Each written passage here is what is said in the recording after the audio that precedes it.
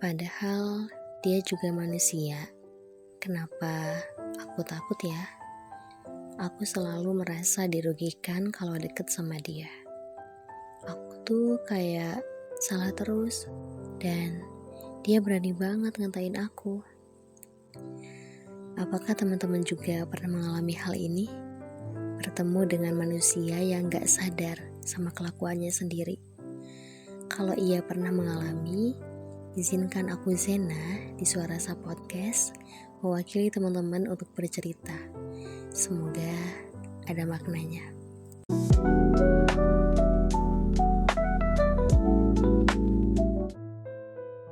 Hai teman-teman, gimana kabarnya hari ini? Apakah Senin kemarin banyak senengnya atau sedihnya? Semoga dimanapun teman-teman berada, selalu sehat ya. Kalau aku sendiri, mungkin teman-teman juga ngerasain ya perbedaan suara aku. Maaf ya kalau kurang enak didengar. Kenapa aku ambil tema podcast ini, yaitu Toxic People? Karena tentunya ini relate banget sama pengalaman aku. Mungkin sebagian dari teman-teman juga ada yang setuju ya dengan pernyataan yang bilang masa-masa terindah di hidup itu adalah masa-masa SMA. Tapi gak dengan aku. Aku merasa masa-masa itu adalah masa terpuruk bagi aku. Dan disitulah aku mengerti tentang toxic relationship. Buat teman-teman yang mengalami masa itu, pasti kalian ngerasain kan? Rasanya gak enak banget. Rasanya tuh kayak sakit banget. Kayak buat nafas aja tuh berat banget. Dan kayak dunia tuh jahat banget sama kita. Tapi menurut aku itu adalah hukum alam dan memang itu sudah ditentukan sama Tuhan. Kalau kita itu bakal melalui proses itu dan kabar baiknya dengan pengalaman menyakitkan itu dan ternyata hanya orang-orang tertentu yang mengalami itu. Kalau kita berpikirnya positif dan kita melihat dari sudut pandang dan kepercayaan bahwa Tuhan itu maha baik tentunya, berarti kita adalah orang terpilih itu. Berarti memang kita itu diberikan suatu pelajaran yang berharga, yang dimana pelajaran itu mampu kita pahami dan kita perbaiki.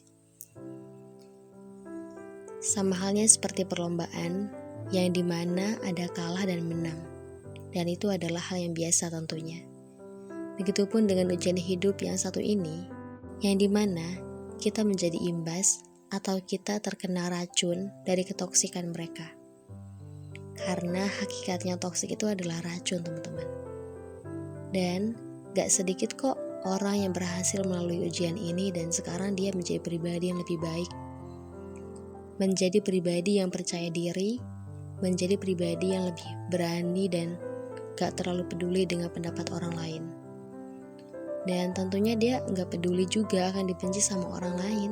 Namun, itu tadi, walaupun kebanyakan orang berhasil melalui ujian ini, adalah orang-orang yang tentunya mereka gak berhasil dengan melalui ujian ini. Yaitu orang-orang yang merasa dulu dan saat ini tuh sama aja. Mereka tetap gagal untuk mengubah mindsetnya ke hal yang lebih positif. Mereka gagal untuk menumbuhkan rasa percaya sama dirinya sendiri. Dan untuk aku sendiri yang merasa aku berhasil melalui semua itu, aku mau ngasih tahu sama kalian bahwa waktu aku untuk sembuh dari rasa sakit itu gak sebentar teman-teman. Bukan 1 bulan yang lalu kejadiannya, bukan 1 tahun yang lalu juga kejadiannya, tapi jauh dari itu. Memang selama itu prosesnya.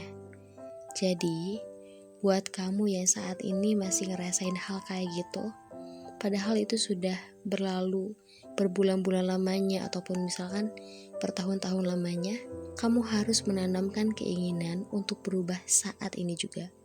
Itu sih menurut aku yang paling penting. Itu sih langkah pertamanya. Gak ada yang namanya terlambat, karena kalau kita berjalan, itu akan ada waktunya kita sampai ke tujuan. Entah kapan itu. Berbeda dengan halnya kita diem aja. Gak ada ikhtiar sama sekali, kemungkinan kita akan ketinggalan jauh sama mereka yang berproses saat ini. And I believe you can make the change because I can do it. So can you? Baiklah, terima kasih ya udah mau dengerin cerita singkat aku ini. Semoga ada maknanya ya. Semoga ada manfaatnya. Jujur ya teman-teman, aku seneng banget deh bisa cerita lagi sama kalian, walaupun sesingkat ini. Tapi aku merasa beban di pikiran aku dan di hati aku lebih berkurang. Makasih banyak ya. Aku harap teman-teman bisa berbagi cerita juga sama aku. Entah di kolom komentar, entah melalui Instagram ataupun TikTok. Yang dimana platformnya masih sama namanya, yaitu Suarasa Podcast. Dan sampai jumpa lagi ya di episode berikutnya. See you semuanya. Bahagia selalu ya.